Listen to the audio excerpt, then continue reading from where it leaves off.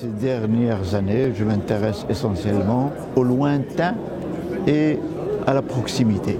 La proximité, c'est l'Afrique, Méditerranée, Europe. Le lointain, c'est la Chine surtout. Voilà. Et dans le cadre du débat que nous avons eu, ma petite conclusion, ça a été notamment pour les Européens et les Français, la Chine n'est pas nécessairement une menace en Afrique.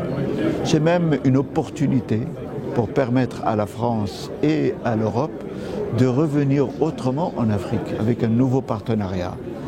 Et ce partenariat, justement, doit viser la construction de cette verticale.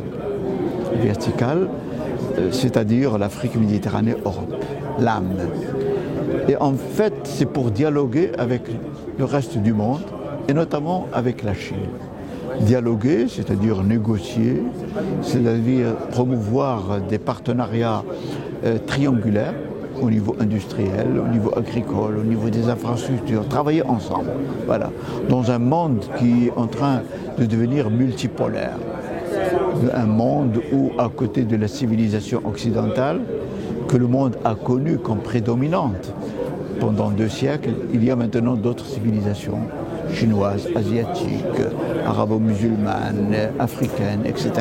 Alors ensemble, nous devons travailler ensemble, d'autant plus que, et c'est là où je reviens à la proximité, cette proximité pour qu'elle puisse discuter avec force, avec le lointain, eh bien, elle doit se regrouper dans cette logique de la verticale qui va donner d'ailleurs une centralité à la Méditerranée.